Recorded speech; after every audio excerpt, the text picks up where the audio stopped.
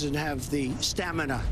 Hillary Clinton and Donald Trump go head-to-head for the first time in front of their families and what could be the largest audience ever. Woo, okay.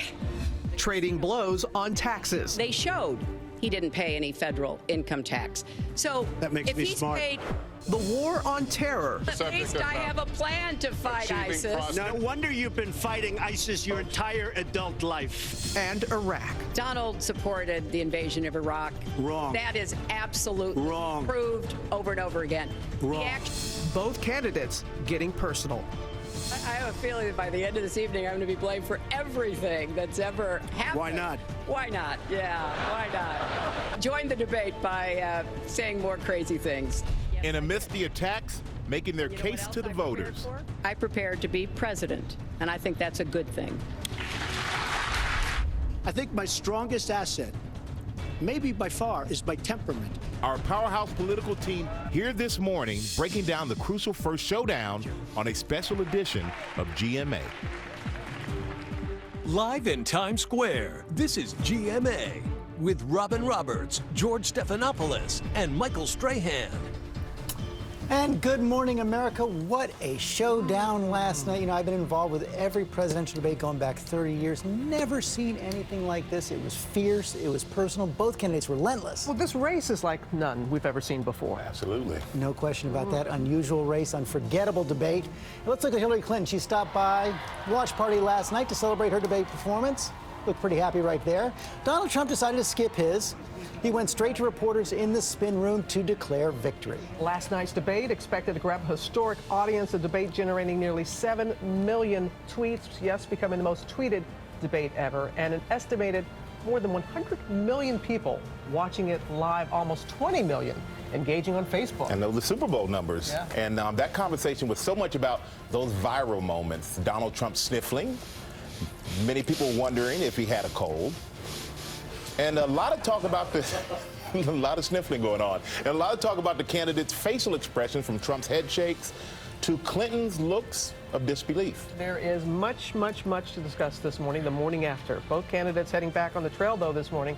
There's Hillary Clinton's plane ready to take off, and both vice presidential candidates are standing by right now to weigh in. But first, ABC's Tom Yamas is at Hofstra University, where Clinton and Trump faced off last night. Good morning, Tom. Robin, good morning to you. What a night. In front of that massive audience, Hillary Clinton called Donald Trump a racist, a sexist, and said he was not releasing his taxes because he wanted to hide his tax rate. Now, Donald Trump said Hillary Clinton is not healthy enough to become president and said after 30 years in public service, she has nothing to show for it. The first presidential debate turned into a backyard brawl. So when you try to act holier than thou, it really doesn't work. I have a feeling that by the end of this evening, I'm going to be blamed for everything that's ever happened. Why not? Why not? Yeah, why not? Early on, Clinton painting Trump as a rich kid who turned into a ruthless businessman.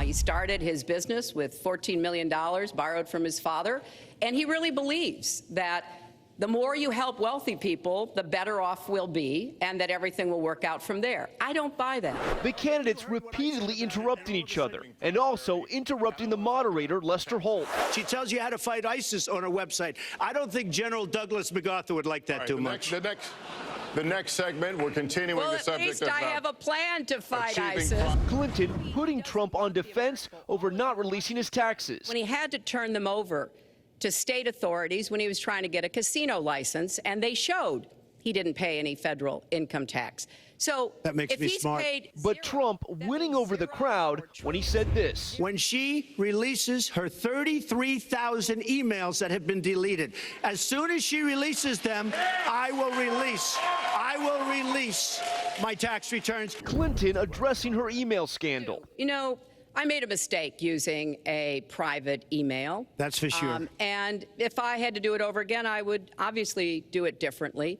But I'm not going to make any excuses. It was a mistake, and I take responsibility for that.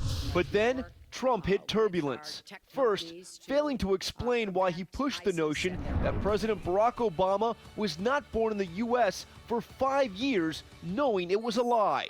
I was the one that got him to produce the birth certificate, and I think I did a good job. I'm sorry, I'm just going to follow up, and I will let you respond to that because if there's a lot there. But we're talking about racial healing in this segment. What do you say to Americans? Well, it was very, I say nothing. I say nothing because I was able to get him to produce it. As Trump struggled, Clinton took advantage. He has really started his political activity based on this racist lie that our first black president was not an American citizen. And the Republican nominee maintaining he was against the war in Iraq, though no proof of that exists. Donald supported the invasion of Iraq. Wrong. That is absolutely wrong. Proved. I was against the war in Iraq, just so you put it out. The record shows otherwise. The record but why does not show that. Why is your the judgment record shows that I'm right. But Trump taking his own shots, reminding voters of Clinton's recent health issues. I've been all over the place. You decided to stay home. But Clinton turned the tables on that attack. I think Donald just criticized me for preparing for this debate. And yes, I did. And you know what else I prepared for? I prepared to be president. Trump also questioning Clinton's appearance and stamina.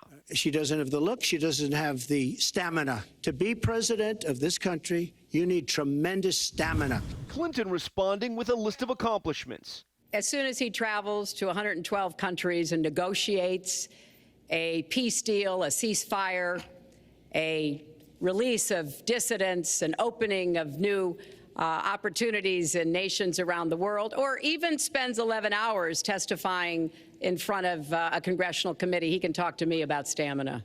Then Clinton spotlighting some of Trump's harshest attacks on women. He tried to switch from looks to stamina.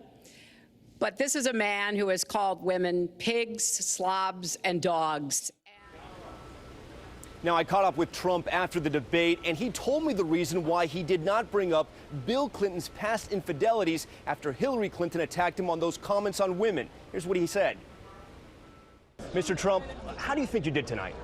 I thought it was great. I mean, I got everything I wanted to say. I got it out, other than the transgressions of Bill. But I thought, and I didn't want to do it with Chelsea, who I think is a very wonderful young lady. I didn't want to say what I was going to say with Chelsea in the room.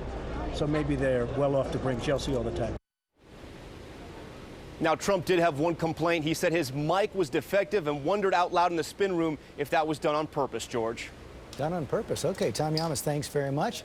So we move to Hillary Clinton right now. She's back on the campaign trail today, heading to North Carolina. ABC's Cecilia Vega at New York's Westchester County Airport. Clinton's plane is there right now. And Cecilia, Clinton team pretty buoyant this morning. Oh, George, they are already declaring victory. You mentioned the plane here behind me. They're about to take off in a couple of hours for what her campaign is calling a battleground blitz. This after she was off the trail so long prepping for these debates. Now she's heading out to 6 states in 4 days. But take a look. I want to show you video from last night. Hillary Clinton at a watch party, basically celebrating. She was there with former President Bill Clinton. You can see her. She's got her hands in the air. She called last night an amazing experience. She said she was on that stage. She got to get out the points that she set out to make. Her campaign, on the other hand, using much stronger words. One source telling me Donald Trump was unhinged. Another one telling me that he bailed, that he melted down before 100 million people. We all know that Hillary Clinton in these mock debates had practiced for what she said could be 2 Donald Trumps showing up. George, her team last night very much feels like a Donald Trump who went off message was the one that was on that stage. And which particular issues do you think they're going to pick on now for her to highlight on the stump and in ads from that debate? Well, George, what are we just a few hours after this debate basically ended, and we are already seeing the effects of what happened last night. The pro-Hillary Clinton super PAC already has a new ad out. They've got a clip from Donald Trump on the stage last night talking about his temperament. And Hillary Clinton herself, her team has a new web video out where they pulled where they're talking about Donald Trump, basically his comments about Miss Universe, calling her Miss Piggy. So I think we're already seeing this in effect, George. Those 2 moments are big ones for them. It has just begun. Cecilia Vega, thanks very much. Let's go over to Michael. All right, thank you, George. And ABC's team has fact-checked the candidates' claims overnight. And joining us now is John Carl with the results. Good morning, John. Good morning. How you doing, man? A lot of key statements last night. There was the birther question. There was questions about Iraq. You're here to fact-check us. We heard what Donald Trump had to say. What do you got? Well, there's no question there were misstatements and falsehoods throughout the debate. Most of them came from Donald Trump, and the biggest were on those two subjects. First of all, the birther movement. He once again claimed it was the Hillary Clinton campaign that started the birther movement. This is simply not true. This was a fringe movement until Donald Trump took it mainstream. That statement is simply false. And then when it comes to the Iraq War, he once again said that he had been adamantly opposed to the Iraq War from the start. The only definitive statement on this comes from that famous Howard Stern interview where he said, "I guess so," when asked if he favored the invasion. He points to an interview that he did in January of 2003 on Fox News. But even that interview is not decisive. Here's what he said there. President Bush has either got to do something or not do something, perhaps because perhaps he shouldn't be doing it yet, and perhaps we should be waiting for the United Nations. Not a definitive statement, simply another false claim. Kind of towing the line, towing the gray line right there. But there were also some facts about climate change, or some comments about climate change. What about that? What happened with that? Are those true or false? Yeah, this was a point. Let's replay the moment from the debate. This is what Hillary Clinton said. Donald thinks that climate change is a hoax perpetrated by the Chinese. I think it's real. I did not. Science is real. I do not say that. And I think it's I do not important say that. Okay, so what did he say? He actually tweeted on this, and here is the tweet. He said, the concept of global warming was created by and for the Chinese in order to make U.S. manufacturing non-competitive. So yes, he did say that. Now, many years later, he said it was a joke, but there's no question he did say that it was a hoax created by the Chinese. All right, now let's turn to Hillary Clinton. Were there any statements that she made that you had to fact check? They're true or false? Or? Absolutely. And one of the big ones was on this Trans-Pacific TPP, partnership, yes. the trade deal that Bernie Sanders so opposed. Here's that moment from the debate. The facts are, I did say I hoped it would be a good deal, but when it was negotiated, which I was not responsible for, I concluded it wasn't. Well, she didn't simply say that she hoped it would be a good deal. She said emphatically, this TPP sets the gold standard in trade agreements for free, transparent, and fair trade. She said this over and over again. She favored this deal. And then eventually, when the primaries came, she opposed it. All right. Thank you, John Carl, for our fact-checking. All right, Robin, back to you. All right, gentlemen, thank you very much. We're going to talk to both VP candidates. Mike Pence is standing by in our studio, and just moments ago, I spoke with Hillary Clinton's running mate, Virginia Senator Tim Kaine, about Clinton's performance. I asked him what he thought was her best moment last night. Well, I think her best moment was at the end of the debate when Donald Trump was challenged on really stupid comments he'd made about her looks, and he tried to change it and say, no, I was talking about her stamina. And she said, you go to 120 countries and you sit before a House committee for 11 hours and then you talk to me about stamina. That was such a strong answer. And the other thing, Robin, that was great about it is I was watching it on a channel that had a split screen. And in that moment, Hillary was going strong and ready for another 4 or 5 hours of the debate, and Donald Trump was on the ropes and he was out of gas. Hillary answered questions and Donald avoided them. And Hillary told the truth, and Donald told some whoppers. And he just seemed rattled the longer the debate wore on. So I think it really showed her off as prepared to be commander-in-chief and president. As expected, Trump did push Clinton on a number of topics, including trade, and many believe those were among his best moments. How do you respond to that? I will say, at the beginning of the debate, he was on the attack. Now, he wasn't laying out his own plans or policies. About the only policy he laid out in the 90 minutes was this massive tax cut for folks at the top. He was attacking on trade, but he's got a real weakness there. If he doesn't like what we're doing with respect to trade, why is he making all his products overseas? He's part of the problem, not part of the solution. And you know, I'll give him credit. At the opening, he was attacking hard, but he wasn't answering questions when it got to his tax return, when it got to why he had perpetrated this bigoted lie that the President Obama was not a U.S. citizen. It was just very, very hard for him to respond. And Secretary Clinton did push him further than she ever has over his comments about racism in America. Do you think that will resonate with voters?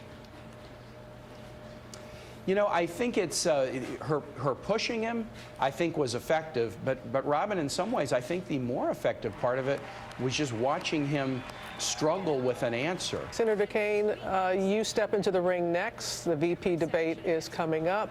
Based on last night, will you change your strategy at all in the VP debate? No, it's a debate that's, again, I think, Robin, it's fundamentally about vision. You know, our vision is we're stronger together as a country, and the plans that we have on the economy, on our safety and security, and on the kind of community we create all fit under that vision for the country.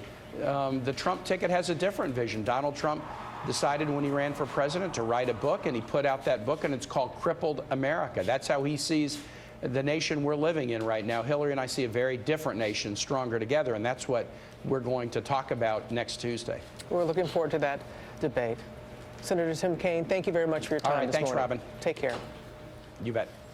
And George is with the man that Tim Kaine will be facing in the upcoming debate. George? That's right. Donald Trump's running mate, Indiana Governor Mike Pence. Governor, thank you for coming in. You bet, George. This morning, you heard Senator Kaine right there. He said Donald Trump was on the ropes and out of gas, rattled, telling whoppers. Your take on the debate? I think Donald Trump had a great night. I think it was a good debate, but what you saw Donald Trump do was go out on that national stage against somebody that's been in politics for the last 30 years and demonstrate that kind of energy, that kind of leadership that's created all the momentum in this campaign. I mean, we've seen literally, crowds across the country, the likes of which I've never seen in my lifetime. And I think it's because they see in Donald Trump the kind of leadership and the kind of candor that we need to really turn this country around. He did make the case for change last night, but how did that other point that Senator Kaine was just making right there, this whole birther issue, he called it a bigoted lie, and Mr. Trump was asked last night why he continued to raise questions about the president's birthplace right up until a couple of weeks ago, yet he didn't answer. What is the answer to that question? Why did he keep on raising the questions? Well, I think, frankly, the media kept on raising it. In this campaign, George, I mean, Donald Trump has been focused he was the one on who refused to put it to bed. A stronger America at home and abroad, growing the economy, having tougher and smarter trade deals, having appointments to the Supreme Court that will respect our Constitution. And frankly, as it continued to come up, I think he just decided that we'll just make it clear and state his position, and he did that again last night. But I think what was great, and you even hear some of his harshest critics saying that at the top of the debate, he focused on this economy from the outset and on the fact that Hillary Clinton and her husband, when he was president, signed in NAFTA, a disastrous trade deal that has cost millions of jobs in this country. And in Donald Trump, you're going to have someone that's going to fight for the kind of jobs and opportunities and trade deals that will put America first. And I got to tell you, the pundits will have all their different views of this, but I know that message resonated all across America, and particularly in places like Pennsylvania and Ohio and Michigan that have been so hard hit by these bad trade deals. He did press hard on trade. Coming out of the debate last night, one of his top advisors, Rudy Giuliani, says Trump should seek guarantees from the moderators going forward before agreeing to another debate.